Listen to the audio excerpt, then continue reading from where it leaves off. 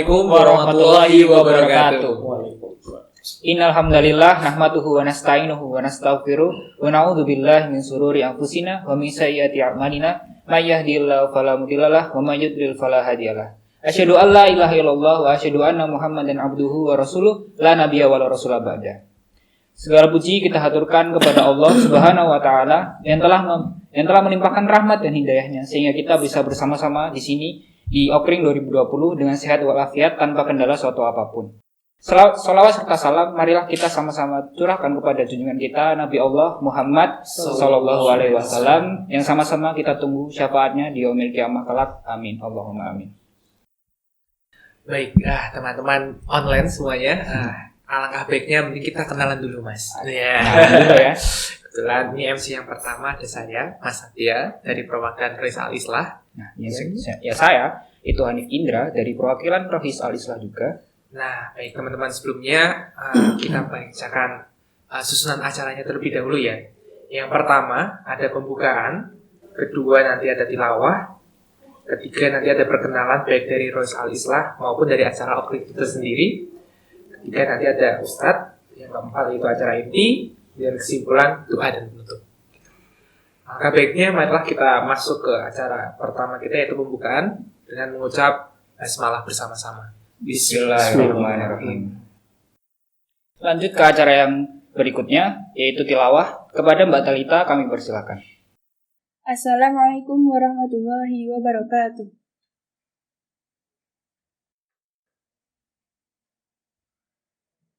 A'udzu billahi minasy syaithanir rajim.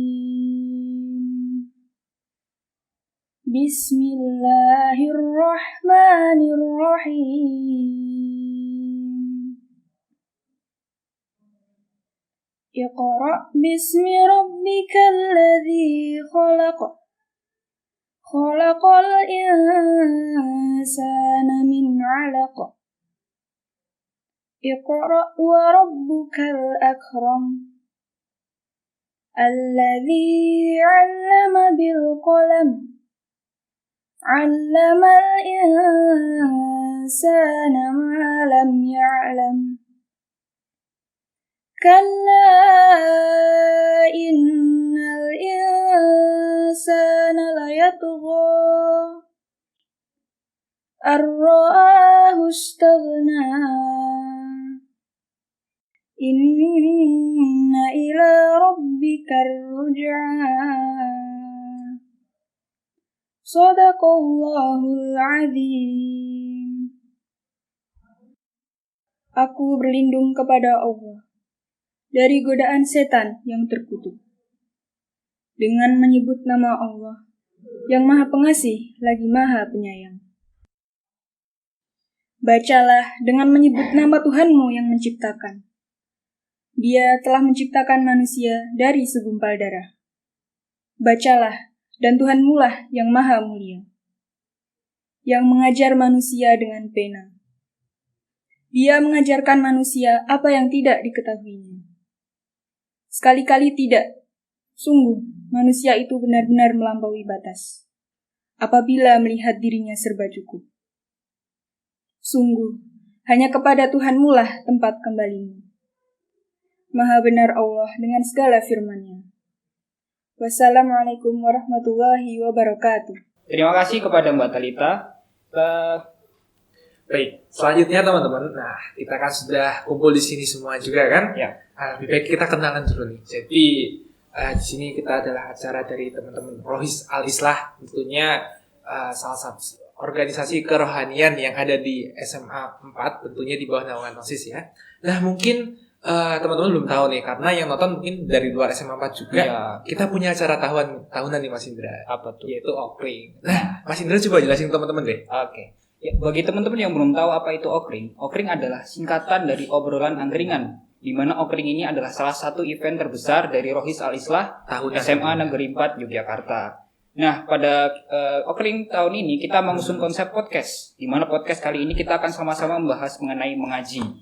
Nah, mungkin teman-teman kalau mendengarkan kata mengaji itu identik dengan hal membaca Al-Quran. Namun sebenarnya nggak cuma itu aja teman-teman.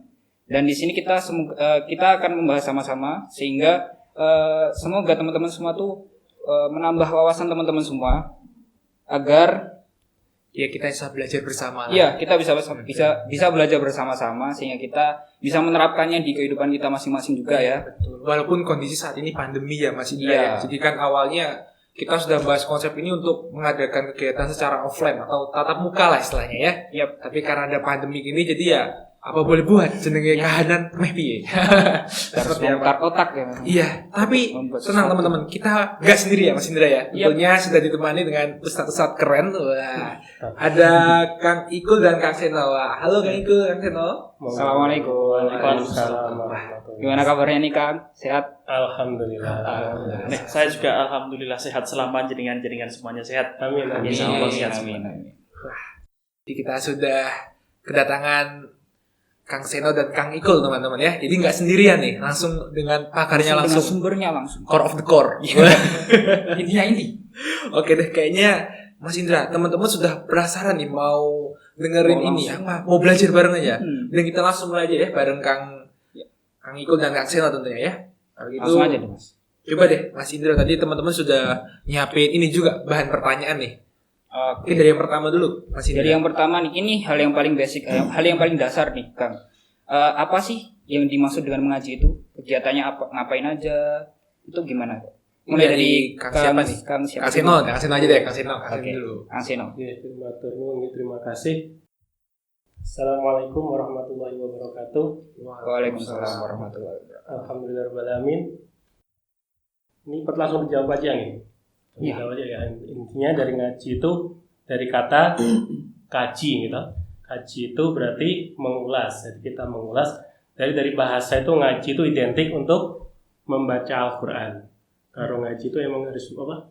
Intinya membaca Al-Qur'an, tapi dari konteks ini mengaji itu ngaji ya, tadi ngaji apa mengaji?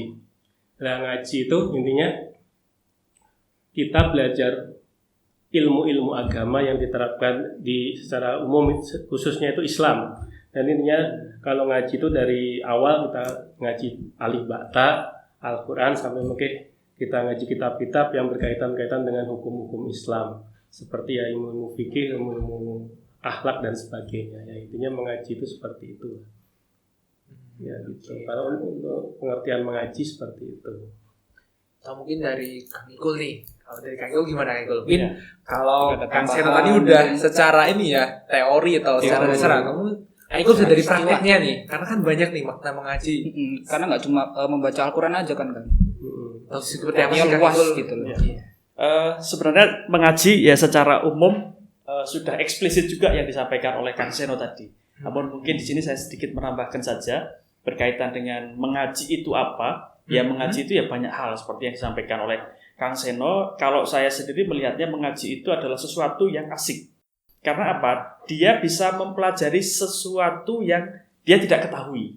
Oh, contohnya? Contohnya misalnya sebenarnya dia ini membacanya bisa tapi tidak paham tentang tajwidnya. Nah dengan mengaji dia akan paham. Oh ternyata mengaji itu tidak seperti membaca. Kalau membaca kita membaca saya Ibu Budi itu tidak ada tajwid kalau di dalam mengaji Al-Quran kan seperti itu. Atau mungkin ketika berbicara tentang fikih yang disampaikan Kang Seno tadi, hal sederhana semisal ketika kita sedang sholat sebenarnya banyak hal yang mungkin akan membatalkan sholat atau mungkin hal-hal lain yang berkaitan dengan sholat itu sendiri, semisal wudhu dan yang lainnya, suci dari najis dan lain sebagainya. Di situ nanti kita akan belajar. Jadi banyak sekali hal yang sebenarnya belum kita ketahui namun kita anggap sudah tahu. Nah itu makanya mengaji itu menjadi asik sehingga dia bisa menyentuh dari semua lini tergantung apa yang kemudian menjadi kebutuhan utama kita.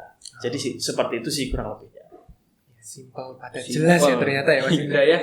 Wah jadi kan kita udah belajar ini pengertian ngaji ya tadi dari Tahu nih gambaran apa tuh mengaji gitu. Sebenarnya gini kan, apa sih sebenarnya manfaat kita ngaji itu? Kadang kan teman-teman gini, saya seperti ngaji itu hanya mungkin formalitas, sebagian besar mungkin formalitas karena takut dimarahin orang tuanya dan lain sebagainya kan kita sering temui gitu. Betul. Ya pengalaman pribadi sih. Enggak keseharian juga tapi ya. Enggak juga. Agak curhat juga kayaknya nih. Jangan di sini ngomongin. Tapi sebenarnya makna dalam kadang mungkin saya juga belum tahu nih. Mungkin dari Kang Igul deh. Tadi Kang Igul udah ngomong-ngomong ini jadi seru nih kayaknya nih. Gimana Kang Igul? Gimana pertanyaannya? Kadang saya tuh lupa yang ditanyakan jenengan itu apa gitu. Coba mungkin mengulangi pertanyaan Mas. Jadi pertanyaannya adalah manfaat mengaji gitu loh. Ya, manfaat mengaji itu yang jelas Mas sudah nikah belum? Insya Allah jenengan nanti dapat jodoh pada saat mengaji. Amin. Tapi tujuannya nggak cari jodoh-jodoh juga. Tujuannya tetap belajar mencari ilmu. Namun tidak menutup kemungkinan dengan kita mencari ilmu itu banyak hikmahnya.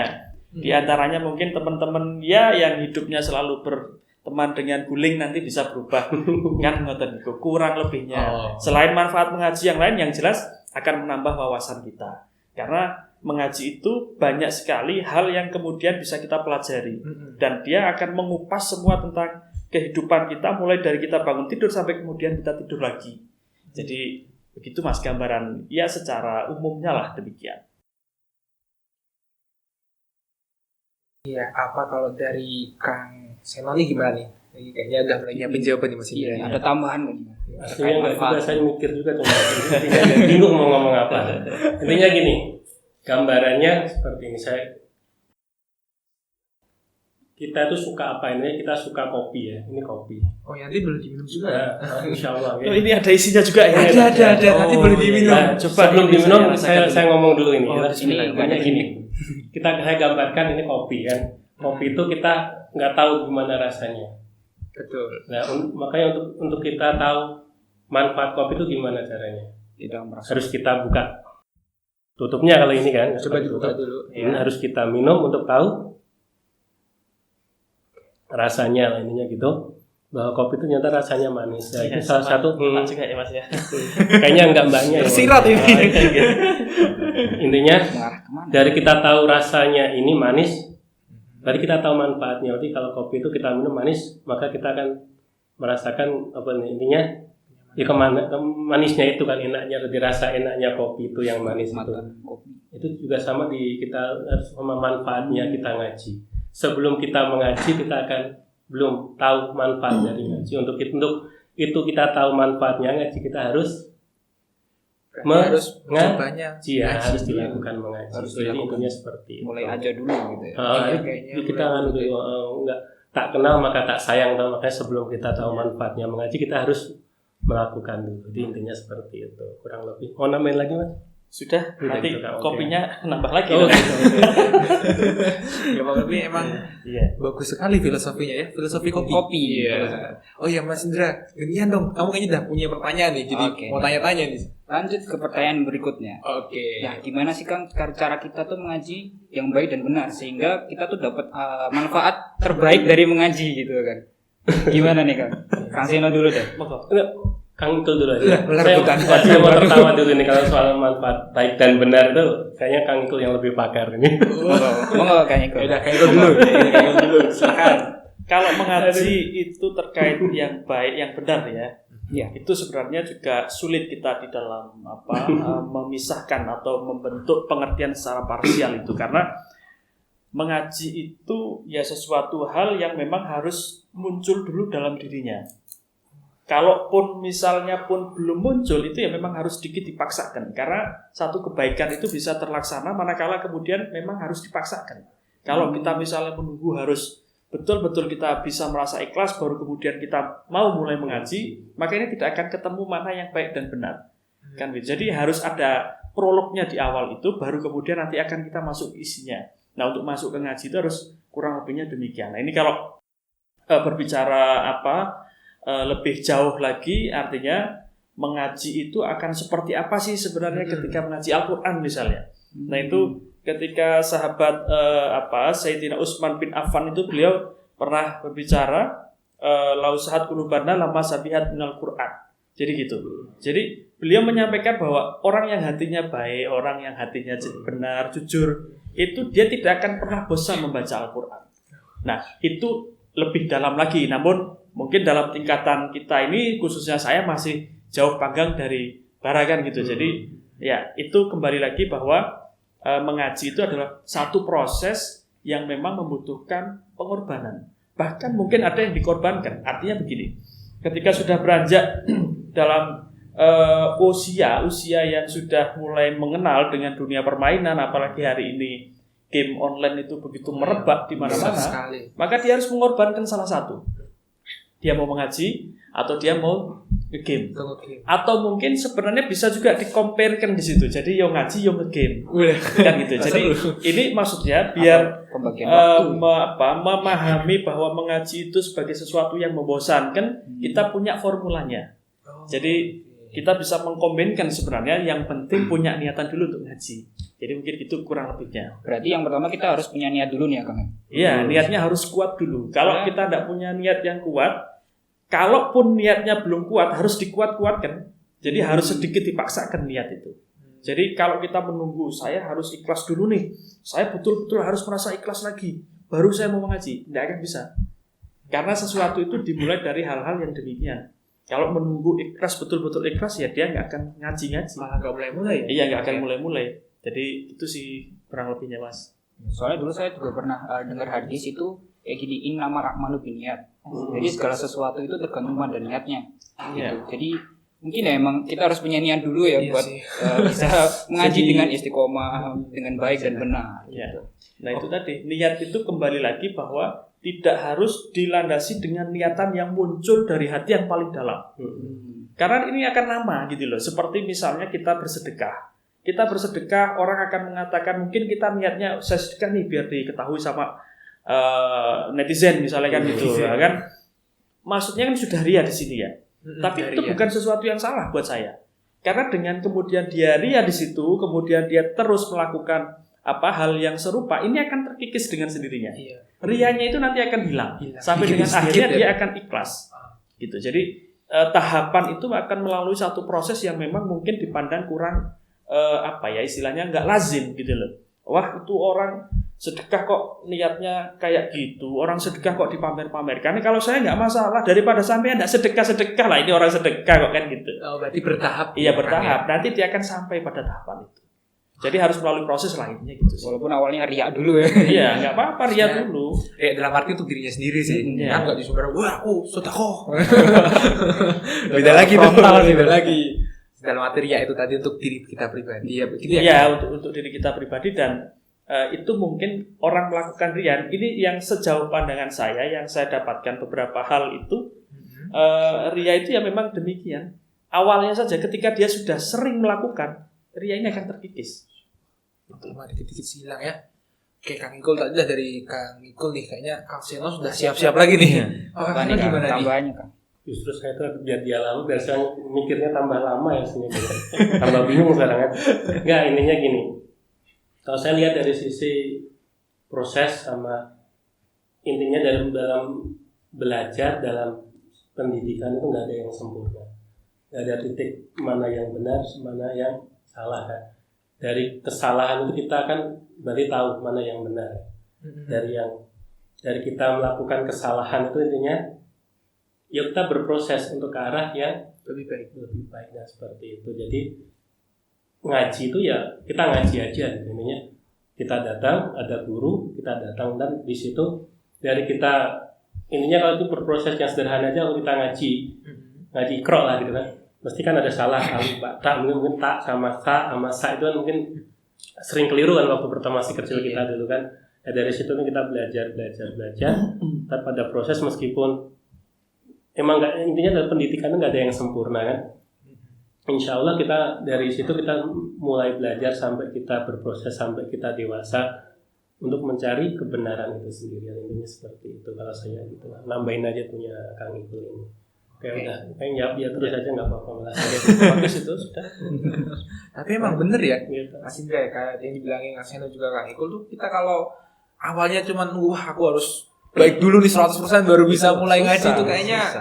Makanya dulu saya sering bolos TPA tuh kayak gini kayak alasannya ya. Pengakuan ya Mas. Iya, makanya ini kok malah jujur saya di sini. Jujurnya bukan saya ya. Iya, mungkin kalau jadi dah.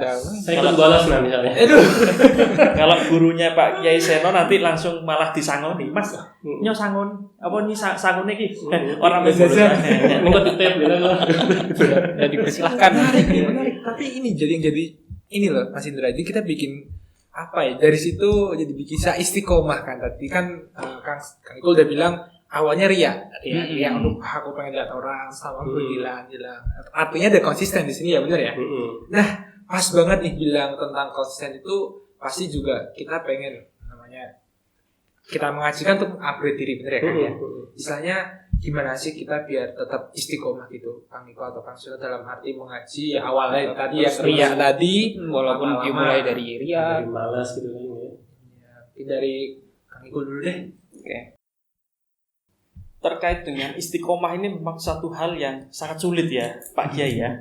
Jadi kalau saya melihatnya begini, Anda akan menemukan keistiqomahan itu manakala kemudian kita atau jenengan itu menemukan satu permasalahan dalam kegiatan, dalam mengaji itu misalnya.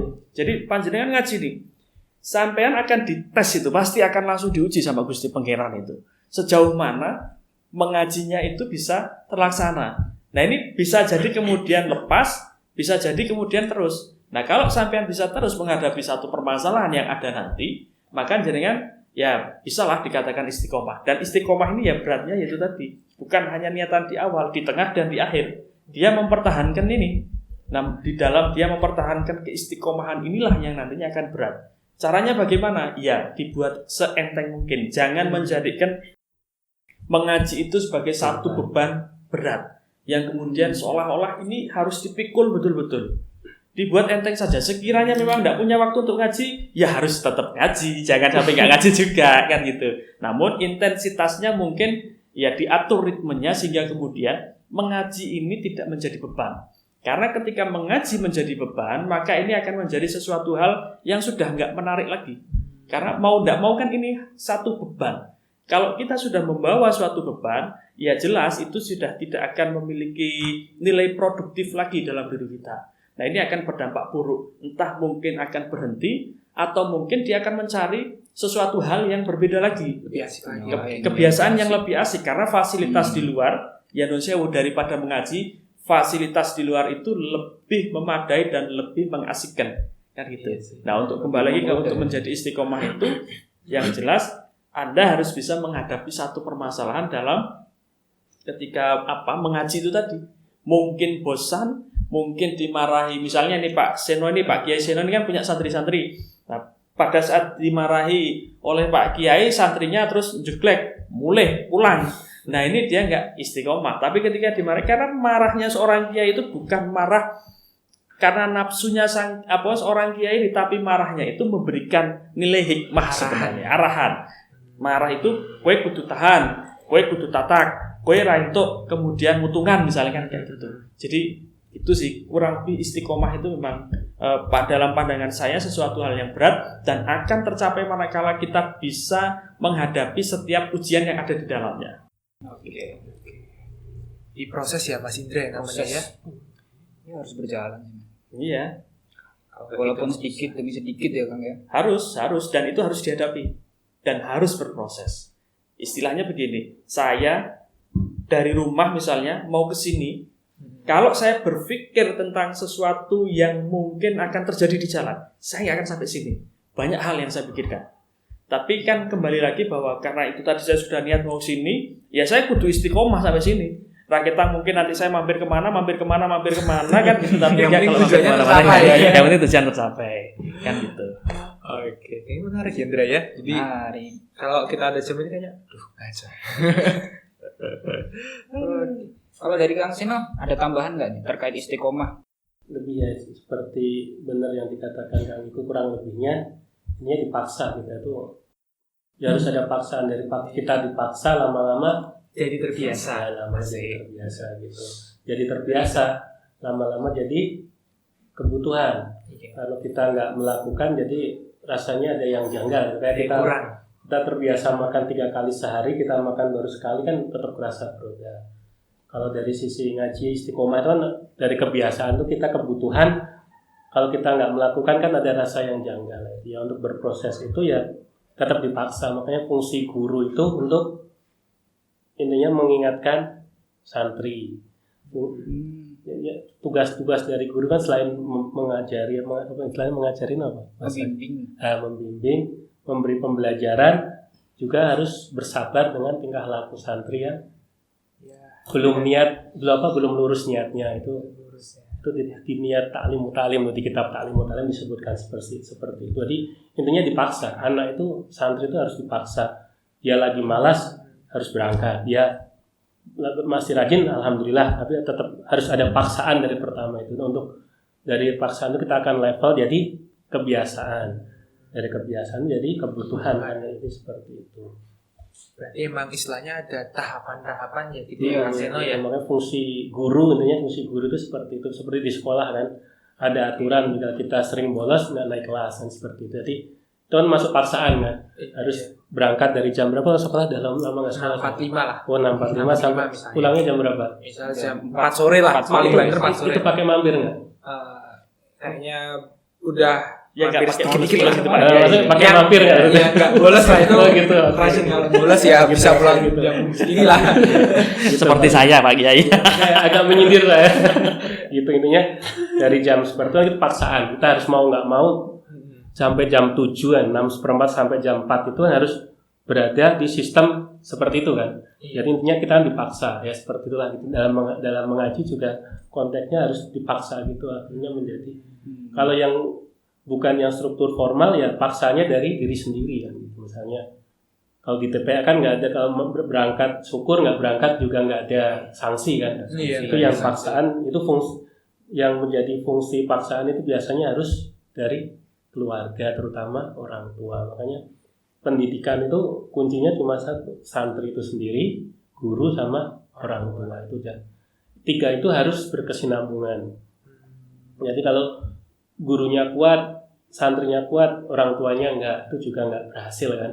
Ya itu harus intinya 3-3-nya harus seimbang gitu ya seperti itu untuk mengejar dari istiqomahnya itu seperti itu. Tapi ya benar sih Mas, dulu saya pernah punya pengalaman. Saya kan dulu di SMP Abu Bakar itu kan boarding. Jadi sistemnya pesantren gitu kan. Awalnya sebelum masuk ke pesantren itu bangun subuh tuh susah banget. Waduh. Walaupun di alarm berapa kali. Apalagi dipaksa harus bangun semua kan. Harus dibangunin sama orang tua dulu. Nah, kalau di pesantren kan kita harus harus menaati aturan tuh, subuh harus tepat waktu. Kalau masbuk aja itu dapat sanksi juga. Jadi jangan sampai kita tuh telat di situ. Dan di situ selama 3 tahun ya alhamdulillah ada hasilnya. Alhamdulillah. Hasilnya seperti ini. Untung nggak seperti yang ini ya. Nanti akan berbeda lagi. Saya yang jadi moderatornya, Mas Galo yang jadi narasumbernya Pak Kiai. Iya seperti itu. Jadi ketuker. Waduh. Tapi boleh tuh ditukar tiket saya. Nah kan nanti kalau tempat-tempatnya kita ditukar jadi bingung kan. Ya tadi berhubungan dengan tertukar tempat ya. Kebetulan ini ngaji itu kan kadang orang juga ini Ustaz istilahnya sebenarnya tempat ideal untuk mengaji di mana gitu kan. Yang paling nyaman gitu loh. Yang mendorong kita tuh buat semakin meningkatkan daya pacu untuk ngaji lah. Istilahnya ya kadang kita rasa harus misalnya di kafe, di hotel misalnya kan sekarang Misalkan. ngaji juga banyak medianya Mau itu di hotel mau tuh saya. kan kalau YouTube juga bisa tapi jangan juga bisa mahal. Kayak itu. Mungkin dari Kang Ikul ya kira-kira tempat yang baik untuk kegiatan mengaji itu di mana sebenarnya? Jadi tempat itu memang berbicara tempat yang terbaik untuk ngaji itu definisinya relatif sebenarnya. Jadi bergantung bagaimana kita memandangnya. Nah kalau seperti Pak Kiai ini kan beliau punya santri-santri ya beliau ngajinya di rumahnya misalnya kan gitu. Santri-santri yang ngajinya di rumah beliau. Nah namun ketika kemudian di luar konteks itu memang satu kita harus punya tempat yang tetap. Anggaplah kita mencari tempat yang gratis ya di masjid misalnya kan gitu. Nah ketika kita menyesuaikan dengan kebutuhan generasi muda hari ini, artinya kan hari ini tuh teman-teman ini, sampai kalau saya itu melihat fenomenanya ada istilah fuckboy, ada istilah kayak gitu-gitulah, itu fenomena hari ini dan itu terjadi dan itu merebak di semua kampung, di semua lini lah khususnya anak-anak muda itu. Nah mereka itu diantaranya yang saya perhatikan adalah senang jalan-jalan. Pasti mereka senang jalan-jalan, senang keluar, senang dolan misalnya gitu. Nah, mengaji ini akan menjadi menarik seperti yang kemudian digawangi oleh Pak Kiai ini seperti gugah jagat, ngajinya gugat itu. Ngaji ini muter. Selain memang ada tempatnya yang menetap artinya di rumahnya Pak Kiai kan gitu. Selain itu ngaji ini muter di beberapa tempat, di beberapa titik. Misalnya nanti kadang di Kasongan, kadang di Pajangan, kadang nanti di di kota, di Bantul, di Sleman. Nah, ini menjadi satu media untuk kemudian selain kita jalan-jalan, namun kita juga ngaji. Jadi tidak memunculkan sesuatu yang bersifat monoton. Karena kalau sudah monoton itu kecenderungannya kalau bukan santri dia pasti bosan. Kalau santri sih pasti sudah mesti istiqomah, gelem ra gelem dia akan istiqomah. Tapi ketika bukan santri, nah ini akan menimbulkan yaitu tadi kejenuhan. Akhirnya kemudian lambat laun dia akan bergeser kepada yang lain, tidak lagi ngaji kan gitu. Jadi tempat itu relatif, dan kalau saya tergantung bagaimana kemudian yang dibutuhkan. Kalau santri jelas tempatnya di rumah kiainya, di pondoknya kan gitu. Tapi ketika kemudian itu bukan murni santri, maka kemudian kita harus mensiasatinya, dan kita harus mengkomparkan dengan apa yang kemudian menjadi kebiasaan. Tidak bisa kita memaksakan sesuatu itu tempat harus seperti ini. Terkadang kita harus bertanya pada mereka, teman-teman yang mau sini, tempatnya mau di mana nih? Nanti di rumah saya. Nanti di rumah saya. Nggak apa-apa, muter aja sekalian silaturahmi. Jagongan. Nah, jadi karo tentang tengok cerita. Ngaji berjalan. Iya, jadi gitu. Asik ya, bisa liburan juga nih kita ya. Tapi benar sih, itu tempat itu relatif bagi. Tapi enggak kemudian ngaji ke Bali, terus ngaji ke Lombok. Kere juga lama-lama. Mungkin sesekali boleh ya. Mungkin nanti Kang Igor mau kalau mau bayarin kita juga boleh banget Kang Igor. Ya, biasanya sih kita bayari melalui Grab kan gitu. Sampai sini aja Grab-nya. Oke, tadi udah dari ini Kang Igor nih, kayaknya Kang Sian udah siap-siap nih. Udah ada tambahan. Ini agak serius nih. Waduh. Oke. Ini harus didengarkan baik-baik. Intinya untuk tempat itu sama dengan Kang Igor ya. Kita harus menyesuaikan. Ini pengalaman mawon. Saya tuh pernah ngajar di tempat disebut kalau masuk disensor nggak? Enggak apa-apa. Nah, sebutkan aja Pak Kiai, santai mawon. Di tempat agak yang prostitusi gitu, tempat itu. Saya mencoba mengajar di sana. Kebetulan di situ kan membangun mushola baru, ke saya yang izin sama takmirnya, saya ikut derek ngaji sama anak-anak gitu. Dan pengalaman saya itu setelah dasar tuh saya ngajar. Kebetulan itu kan di pinggir rel kereta api tempatnya gitu. Udah kebayang kan tempatnya di mana? Oke. Berarti sering dolan rono berarti. Itu pertanyaan menjebak aslinya itu seperti itu. Intinya saya harus dasar tuh ngejar anak-anak, ngajakin mereka untuk mengaji dan sebagainya. Terus akhirnya ada 1-2 yang mau saya aja. Itu kebetulan waktu awal-awal tuh baru jam 5 lebih kita baru bisa ngaji gitu. Selama lama itu alhamdulillah mulai banyak, mulai kekumpul juga anak-anaknya. Saya nggak perlu keliling-keliling lagi terus kan ngajak anak. Saya cukup dengerin puji-pujian, sholawat gitu di speakernya mushola kan.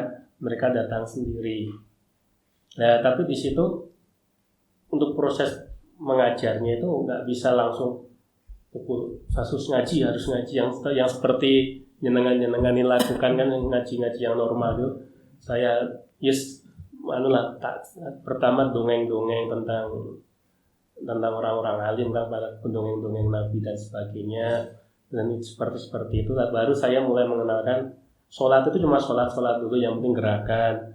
Akhirnya saya baru mulai masukin ke ngaji al-bata dan sebagainya, langsung pelan-pelan. Sampai sekarang pun itu belum tercapai apa yang saya inginkan lah. Untuk dasar-dasar itu belum. Saya hanya mengajarkan dulu, kalau masuk kelas harus pakai baju, pakai sarung, harus pakai kopiah. Saya yang laki-laki tuh kan dulu banyak kan masih pakai kaos, pakai pakaian main lah, ini nggak apa-apa. Udah mulai 2 tahun saya pakai aturan gitu. Kalau laki-laki nggak pakai kopiah, tak pakai kerudung. Kalau nggak ada helm, tak pakai helm. Gitu intinya gitu. Nggak ada tas kresek pun jadi gitu. Intinya seperti itu. Yang perempuan harus tak kasih pakai, nggak boleh pakai celana. Harus pakai rok atau pakai sarung dan sebagainya. Baru seperti itu terus. Kalau salim harus, kalau gurunya di bawah harus bahasa ngisor, kalau ngisor itu bahasa Indonesianya merunduk atau ya kan harus ikut ke bawah dan sebagainya. Itu butuh 1 tahun 2 tahun saya baru seperti itu. Terus ngaji dan sebagainya. Intinya dari contoh itu kita harus seorang guru itu harus beradaptasi dengan lingkungan gitu. Tempat apapun kita harus beradaptasi. Jadi intinya itu tempat itu bukan sesuatu hal yang utama, dominan, bahasanya gitu. Saya kalau bahasa Indonesia agak terbata-bata. Saya lama tinggal di London saya. Seperti itu. Bahasanya campur sari Ya, makanya saya harus mengeja bahasa Indonesia. Ini sesuatu hal yang sangat sulit buat saya aslinya. Intinya seperti itu. Dia ada lagi, terus kebetulan Kang Soliko juga ikut membantu saya di ngaji yang namanya ngaji Gugah Jagat, disingkat Gugat. Itu kita itu lebih ke arah remaja, itu udah masuk ke remaja. Kayak teman-teman remaja itu kan banyak yang waktu masih kecil mungkin malas ikut TPA dan sebagainya kan. Waktu udah remaja itu pengen ngaji, tapi nggak kalau ke masjid itu kan malu kan kalau udah gede, masa campur anak kecil ngaji TPA gitu kan. Makanya alhamdulillah dengan prakarasannya salah satunya Kang Iko juga kita membuat acara kegiatan untuk remaja-remaja itu yang mulai ngaji gitu. Akhirnya kalau remaja kan ya kita masukin sedikit-sedikit langsung lebih enak kan ke amalan-amalan seperti kayak wiritan dan sebagainya gitu kayak mujahadah dan sebagainya. Jadi intinya tempat itu nggak begitu dominan. Yang penting sesuaikan dengan lingkungan sama objek yang kita diajak ngaji siapa itu. Dan kita juga harus menemukan formula kalau pakai anak kecil kan harus sering dongeng, dikasih hadiah gitu. Kalau dia misalnya Al-Fatihah kasih permen kan, kalau yang gede harus Alphard kan kasih nggak mungkin kan kasih brosurnya ya Pak. Kasih brosurnya kalau anak kecil kan kasih permen, kasih coklat udah bagus kan. Ya kalau remaja beda. Kita ngasihnya cuma motivasi. Mungkin gue ngaji Nersegap, gue insya Allah hajatnya kalau pengen jodohnya cepat gitu, mungkin ujian besok lancar, cuma motivasi seperti kalau itu. Jodohnya tambah Pak Kiai, termasuk bukan itu? Itu saya juga baru nanya itu malah. Tapi ini kadang nggak langsung kan bahaya ya harus gitu. Ya. Nanti masih mau belajar dulu deh. Kalau saya dan pintu lah bahaya. Ya Mas Indra, kita mau belajar dulu aja ya. Fokus pendidikan dulu. Pendidikan intinya gitu. Tempat itu kita harus adaptasi lah ininya gitu. Jadi bukan hal yang dominan. Yang penting bagaimana kita membuat formula-formula yang sesuai dengan kebutuhannya gitu. Intinya seperti itu. Berarti biar bisa tersampaikan dengan baik ya gitu ya. Ya. Oke, tadi kan kita udah ngomongin tentang tempat. Nah, kalau tentang waktu nih. Itu. Waktu yang efektif, waktu yang yang paling nyaman lah buat mengaji itu kapan? Ini Pak Kiai yang ahlinya. Oke. Ya, karena yang langsung bersentuhan dengan santri-santrinya kan. Kalau saya kan bersentuhannya dengan yang lain. Tapi untuk istiqomahnya yang itu dulu kayaknya. Gimana ini? Ya oke. Gimana nih Kang? Ya waktu itu ya sesuai kebutuhan. Kalau anak remaja kan otomatis, kalau remaja muda itu kan kalau sore sekolah dan sebagainya. Terus kalau pekerja kan kebetulan yang di Gugat, kita membahas langsung ke contoh aja, sampelnya itu di majelis yang remaja itu yang saya ngomong Gugat itu ya. Gugat itu kan malam, itu kita mulai malam karena apa? Mereka itu pekerja, banyak kan mayoritas sudah kerja dan sebagainya, otomatis ya makanya kita kadang mulai jam 9 baru mulai dan sebagainya. 9 malam. Malam ya. 9, kalau pagi mereka nggak ada karena kerja gitu dan sebagainya. Ini tetap kembali ke adaptasi lagi kita untuk menyesuaikan kebutuhan. Tapi dari ideal ada 3 waktu yang utama untuk belajar ngaji. Pertama itu malam, sepertiga malam itu waktu fadilah utama waktu ngaji. Kedua ba'da subuh, supaya kita nggak langsung tidur. Karena kan sunnah Rasul kalau pada subuh kalau bisa, kalau nggak capek hindari untuk tidur kan ini. Yang paling utama tuh bagusnya habis maghrib ini. Habis maghrib tuh waktu yang paling utama antara maghrib dan isya ya. Itu dari sisi kitab ya, dari sisi kitab seperti itu tiga waktu utama ya kan. Tapi tetap kembali kita kebutuhan kan. Kalau kita patokannya seperti itu ya susah, kasihan yang nggak bisa kan, makanya sesuai dengan yang remaja tadi. Kalau anak-anak itu bagusnya asar, bagus, karena itu waktu luang mereka untuk bermain juga kan, bisa ada waktu untuk mengaji sebentar kan. Tapi paling bagus itu ideal menurut saya itu habis maghrib lah, kalau waktu lah ini seperti itu. Karena itu semua kegiatan manusia kan berhenti pada waktu azan maghrib kan, jarang kan yang ada. Itu setelah sholat maghrib, makanya waktu sholat maghrib itu jamaah itu paling ramai biasanya gitu. Ya, jadi waktu maghrib itu paling menurut saya itu seperti itu. Mungkin karena berakhirnya kegiatan yang sekolah juga udah pada pulang, Udah selesai, kerja ke masjid gitu ya. Kesel. Leren itu. Kalau menurut Kang Iko gimana? Ya, kalau berbicara tentang waktu itu memang ya ada waktu yang memang diutamakan seperti 3 yang disebutkan oleh Pak Kiai tadi. Namun juga kemudian kita masih menyesuaikan juga dengan kebutuhan. Artinya tergantung yang mau kita sasar ini mana. Mungkin kalau santri-santri kita bisa menerapkan 3 waktu yang paling ideal tadi. Namun ketika itu landasannya bukan bukan landasannya, artinya sasarannya bukan pada santri-santri, misalnya ya teman-teman seperti kita ini misalnya anak-anak muda itu. Nah, dia harus bisa betul-betul menyesuaikan kembali bahwa dalam menentukan waktu itu jangan sampai membebani. Kan gitu. Misalnya nih, ini kerja dari pagi sampai sore. Nah, sore kita langsung ngaji. Nah, ini akan menimbulkan sesuatu yang kontradiktif. Artinya saya ini lagi mau istirahat ya, sudah kesel kan gitu. Nah, mungkin pun dia akan berangkat 1-2 kali. Agak dipaksa-paksakan gitu kan, mungkin nggak kepenak juga. Tapi lambat laun dia akan meninggalkan ini. Karena apa? Itu menjadi beban buat dia. Tapi ketika kemudian waktunya disesuaikan, oh kira-kira ini teman-teman longgar jam 1 malam misalnya. Ini kan kita nggak tahu kan dunia malam misalnya. Loh ya kan ini berbicara satu hal yang bersifat faktual, realitas seperti itu. Misalnya jenengan coba di Jogja ya, jenengan muter-muter saja akan ada warung-warung yang buka 1x24 jam dan ada warung yang buka di jam malam. Salah satu contohnya misalnya ada yang misalnya buka gudeg misalnya dia buka kalau sudah jam 11 malam. Sebelum jam 11 dia belum buka. Kan gitu. Ada juga yang bukanya nanti sudah jam 1 kan gitu. Jadi kembali bahwa kesibukan orang ini variatif. Jadi tidak bisa dipaksakan untuk kemudian kita mengambil satu kesimpulan waktu yang tepat harus seperti ini. Tidak.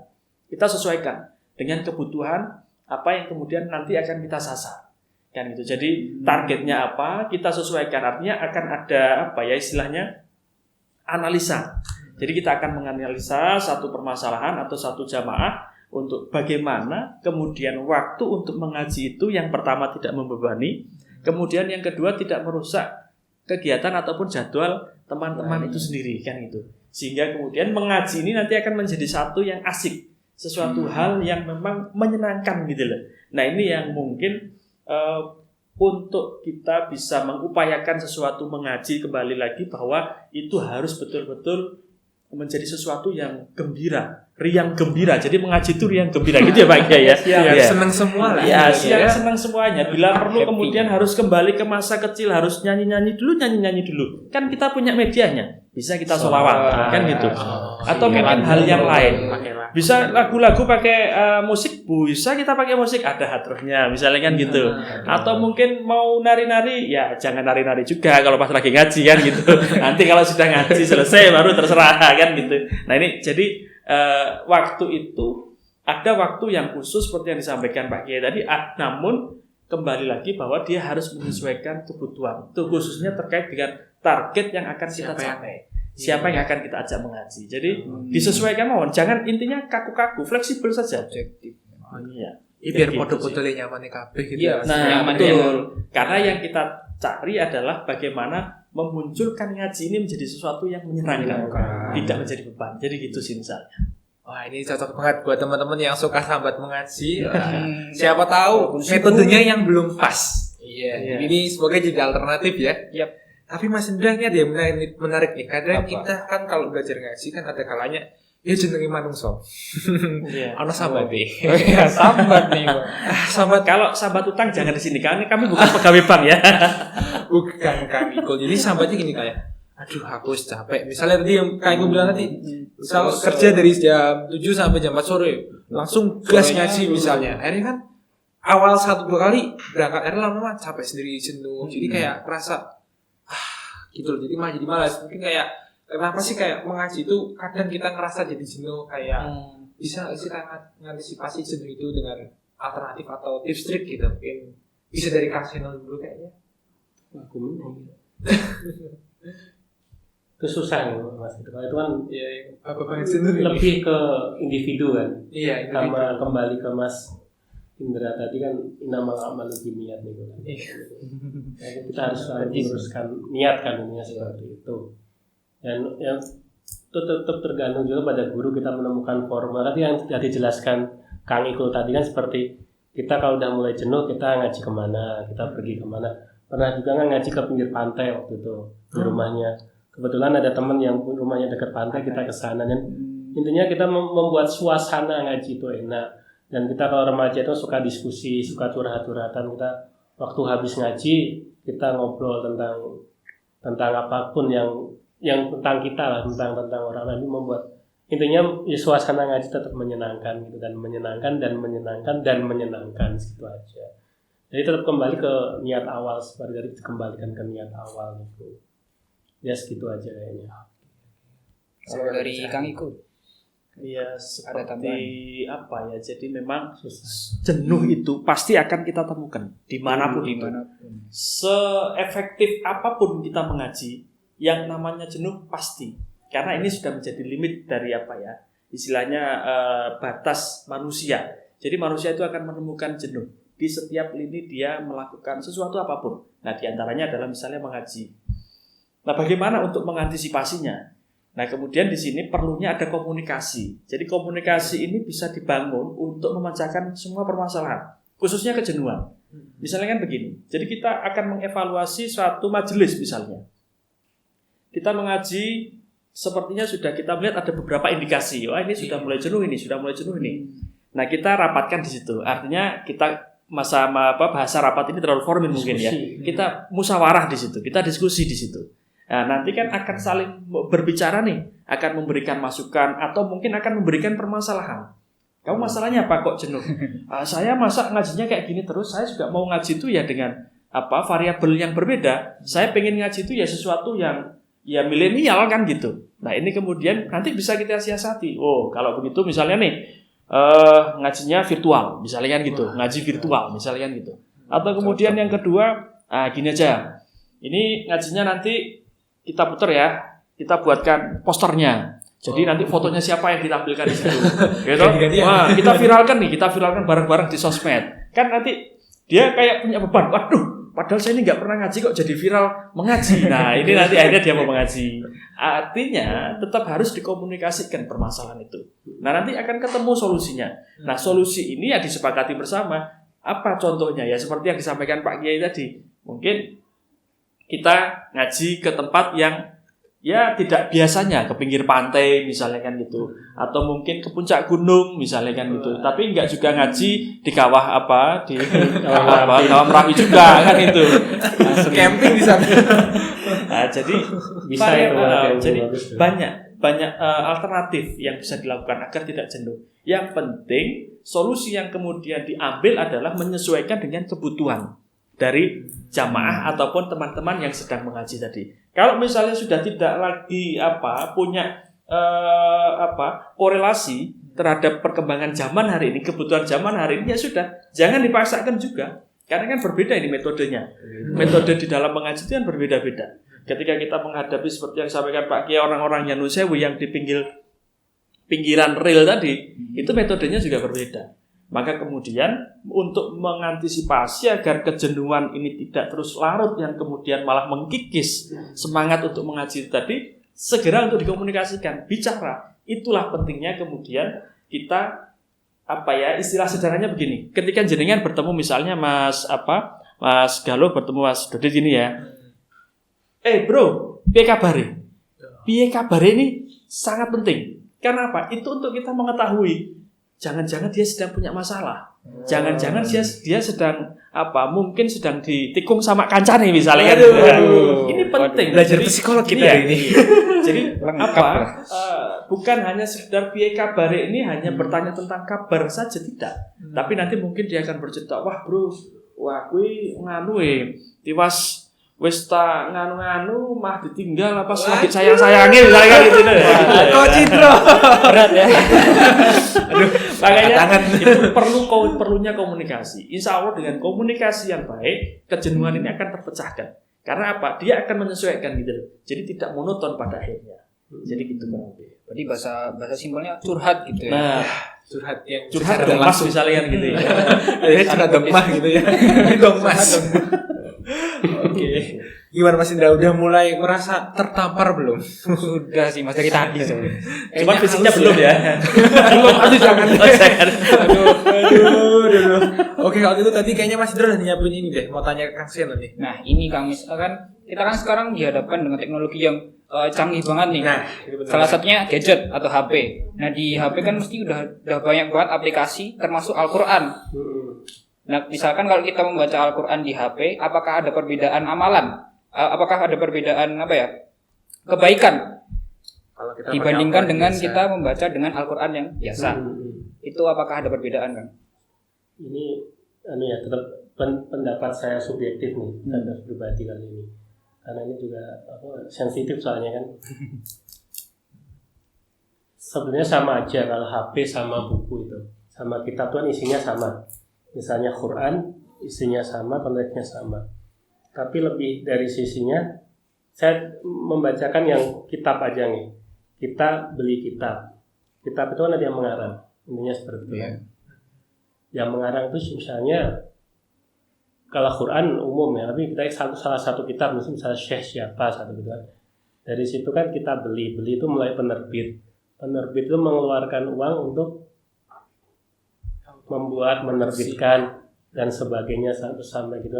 Terus kita beli terus kita beli, kita pakai, kita baca. Dari situ kan jariahnya kepada penerbit, kepada pengarang. Meskipun pengarang itu sudah meninggal kan, salah satu itu ilmu yang bermanfaat. Ya kita kan sedekah jariah kita ke kitab itu tetap berjalan selama kita memakai kitab itu. Jadi kalau saya pribadi lebih suka yang saya ajarkan sama murid saya lebih ke kita beli kitab, jangan kalau saya nggak mau bahas yang yang HP kan, itu bukan wilayah yang terlalu sensitif nih. Kita buat kitab tuh kalau kita membeli kitab itu, kalau di fotokopi kan pembajak gitu, samanya gitu. Kita beli kitab itu, pengarangnya kan jariahnya akan terus selalu ilmu yang bermanfaat untuk mengalir terus. Dan kalau kita membaca, meskipun kita bisa hafal Quran, tapi kita harus tetap sama guru-guru sepuh itu, sama kiai-kiai sepuh itu harus meluangkan waktu untuk qiraatil. Qiraat itu membaca, harus membaca Quran. Intinya itu supaya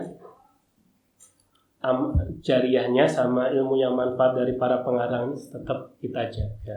Dan dari kita sendiri kita membelikan uang itu akan dipakai untuk menerbitkan kitab yang lain. Dan tetap juga amalan kita juga mengalir akhirnya. Seperti itu ya. Pemahamannya seperti itu, kalau saya logikanya berpikir seperti itu. Apalagi kalau kitab itu dibikin dari pondok tertentu lah, dari pondok tertentu, kitab itu kan akan menjadi untuk keuntungannya untuk menjual kitab itu akan tetap dipakai untuk santri-santri yang lain. Otomatis orang tolabul ilmi kan gitu ya. Tetap amal jariah terus berjalan. Makanya konsep rahmatan lil alamin kan akhirnya tercapai ya gitu. Kita kayak membahas dari sisi kitabnya aja, kalau yang HP kayaknya nggak usah dibahas gitu. Intinya silahkan ditafsir sendiri lah ini seperti itu. Karena Kang Ikul aja. Kang Ikul gimana nih? Sebenarnya wilayahnya itu yang punya ya Pak Kiai kan gitu. Iya, karena kan kembali ya kalau wilayahnya yang bab ngaji yang berkaitan dengan usul fikih ataupun syariat itu Pak Kiai. Kalau saya ini kan urusan yang kiri-kiri sebenarnya kan gitu. Yang kira-kira jenengan pengen huri-huri, nah saya bisa masuk di sana. Namun mungkin sedikit saya menambahkan sekali lagi, memang pendapat ini bersifat subjektif ya. Artinya ketika menggunakan handphone atau menggunakan Al-Quran mushaf itu langsung, apakah ada perbedaan? Ya jelas berbeda. Kita menggunakan handphone ya. Handphone ini kan akan digunakan banyak kebutuhan, banyak kegiatan. Bahkan mungkin nun sewu tidak menutup kemungkinan kita bermaksiat dengan handphone ini. Misalnya nih, pas lagi buka handphone, mantannya lewat sama pacarnya kan gitu ya. Bisa miso ini nanti. Nah, misonya di handphone ini kan gitu. Nah, kan gitu. Nah, jadi penggunaannya banyak. Belum lagi semisal, wah ini spesialisnya crack ini kan gitu. Wah, nanti Pengalaman. ada lagi deh. Kan gitu. Penggunaannya. Padahal di satu ini kita nanti, wah ini saatnya baca Al-Quran, buka Al-Quran.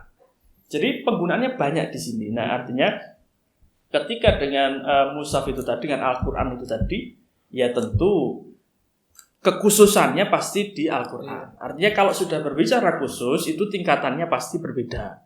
Seperti halnya pasukan lah misalnya. Ada pasukan yang sifatnya organik, non-organik, atau mungkin ada pasukan yang sifatnya khusus. Kalau pasukan yang sudah bersifat khusus, maka memang dia spesial.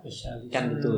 Nah, jadi artinya ya lebih diutamakan mengaji itu dengan menggunakan Al-Quran itu sendiri. Tentunya kita sebelum memegang Al-Quran itu ya kita disuruh untuk bersuci dulu. Tapi kalau memegang handphone ini kan ya itu tadi karena sifatnya virtual ya. Jadi tidak mengikat seperti yang ketika kita melakukan mengaji dengan menggunakan Al-Quran itu sendiri.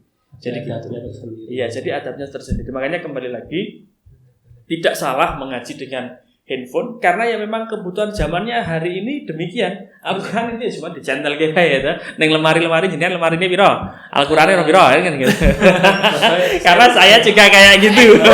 Soalnya gini, saya takut bukunya kan gitu. Dan kayu.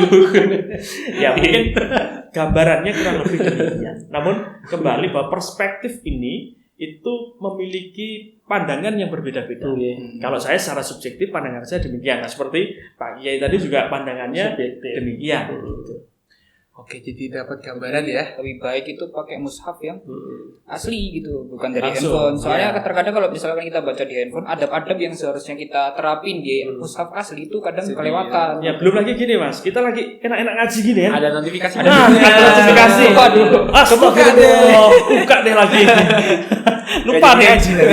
Akhirnya beribik lagi nih di handphone.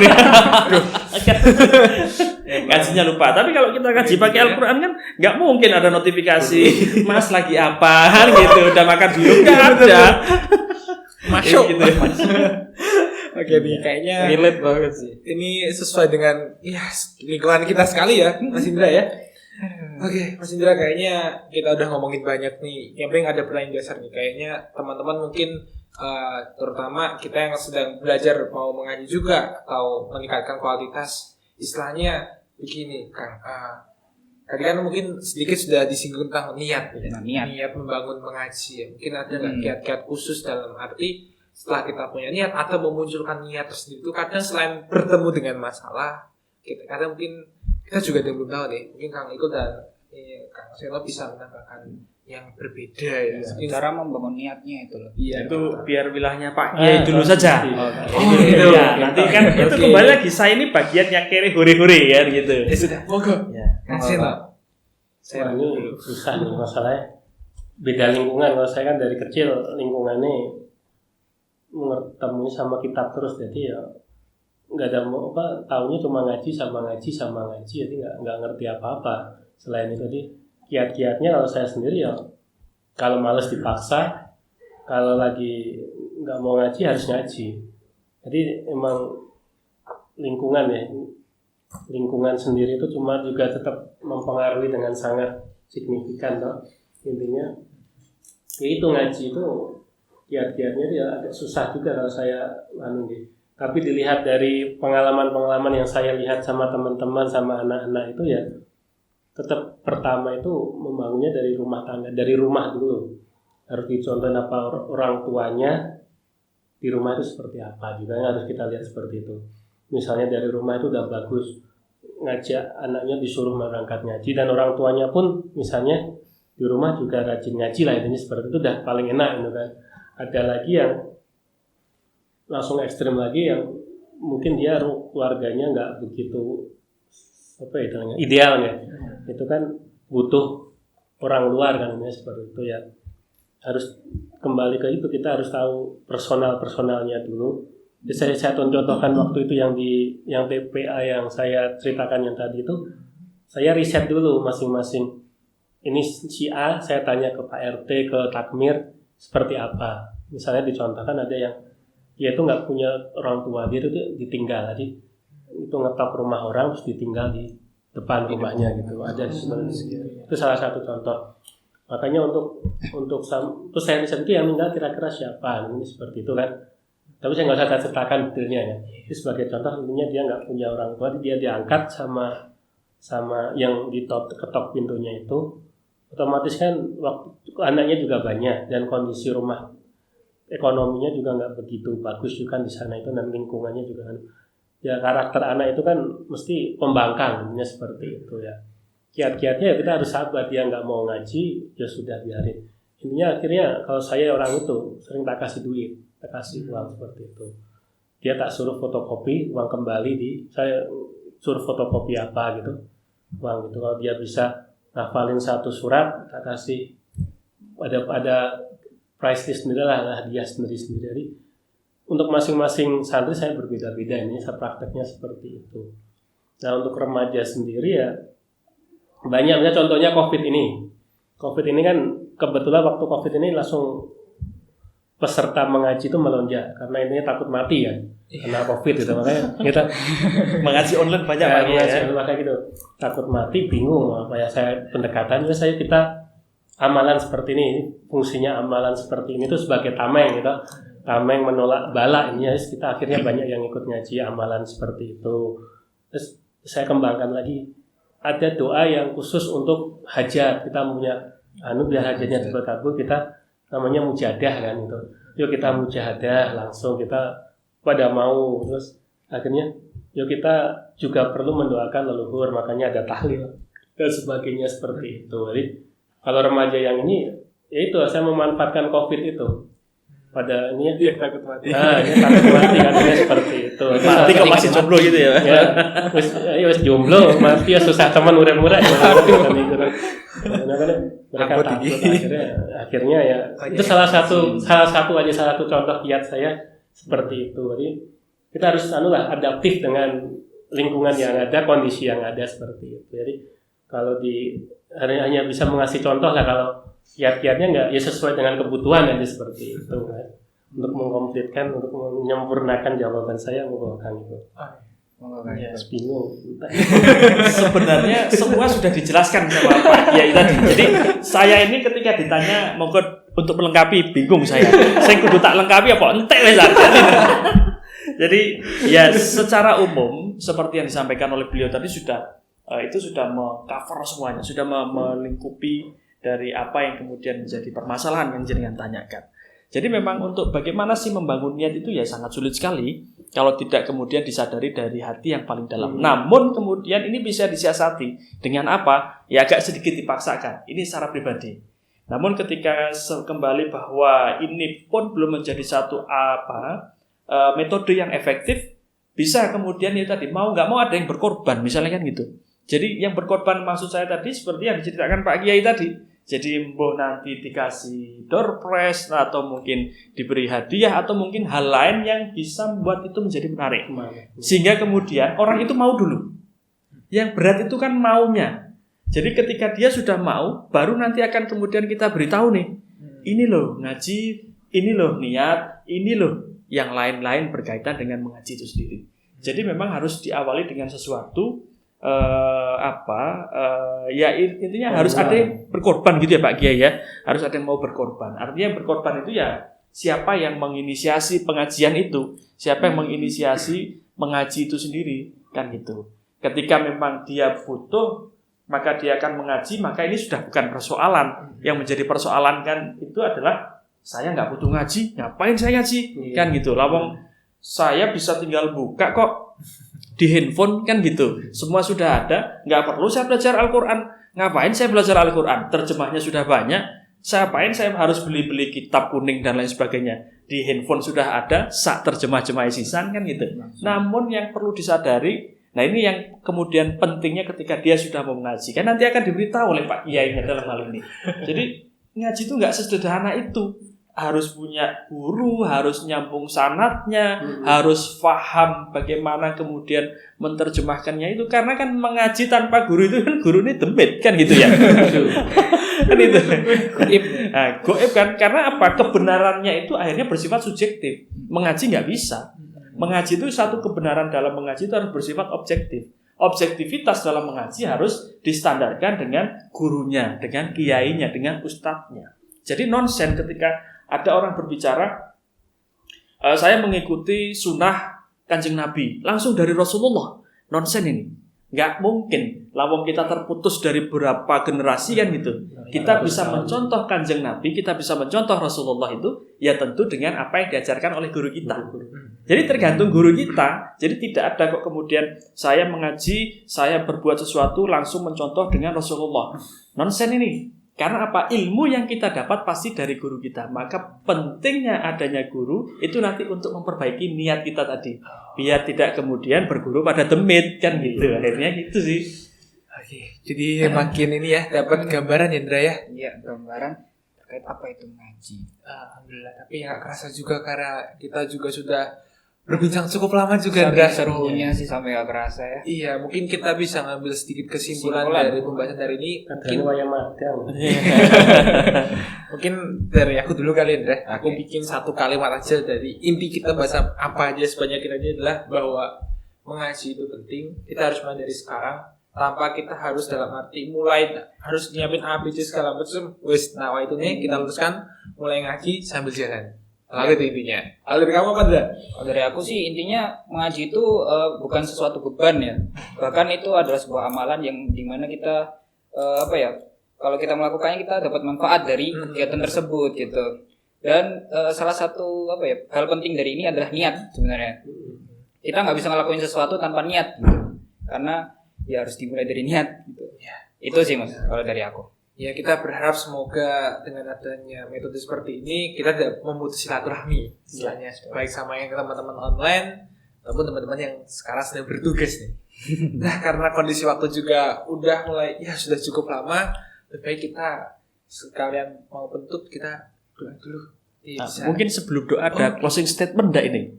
Closing statement. Nah, misalnya nih saya mau menyampaikan ya sedikit untuk teman-teman yang ada boleh, di rumah ya. Boleh. Jadi berkaitan dengan nanti kan Pak Kiai juga menambahkan. Boleh, silakan. Jadi berkaitan dengan mengaji itu seberapa penting mengaji itu, kapan mulai kita mengaji, sampai ada batas waktunya enggak sih mengaji itu?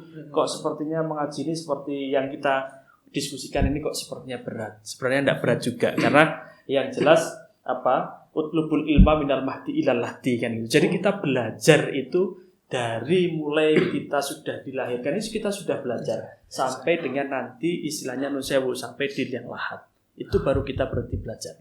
Nah itu jadi pentingnya untuk kemudian kita mengaji seperti itu. Iya. Mungkin dari Kang Seno gimana sekalian langsung dibikin doa aja deh. Iya. Sekalian closing. Intinya ya modern mengaji lah seperti itu.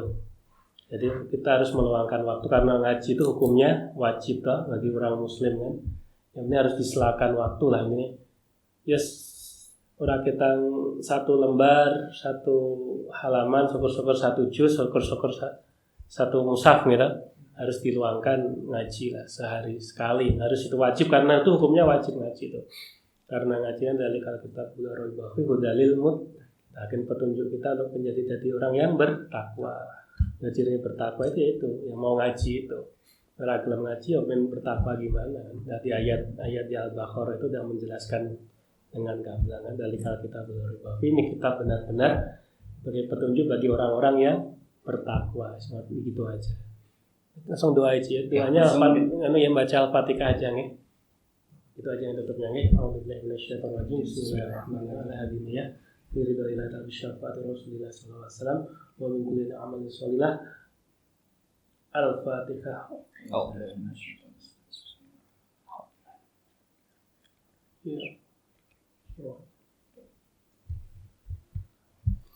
alhamdulillah udah Sepertinya kita sudah di penghujung acara nih, Mas Indra. Mungkin itu aja ya dari kita ya. Semoga apa yang disampaikan oleh Kiai Seno dan Kang Enggak. Langsung saya Kang tanya. Seno dan Kang Solikul bisa bermanfaat buat teman-teman semua dan semoga bisa diamalkan dengan baik. Mungkin itu aja dari kita atau ada Dan tambahan? sebelumnya kita ucapkan terima kasih Oh, iya, karena betul. Kang Iko dan Kang Sus sudah mau meluangkan waktunya Iya, nih. Terima kasih. Iya, dan juga buat teman-teman yang sudah menonton dan terlebih buat teman-teman panitia sudah mensukseskan dan acara ini. Ya, semua dukungannya lah. Kalau gitu, saya Satya ada undur diri, ada kurang lebih mohon maaf. Wassalamualaikum warahmatullahi wabarakatuh. Waalaikumsalam.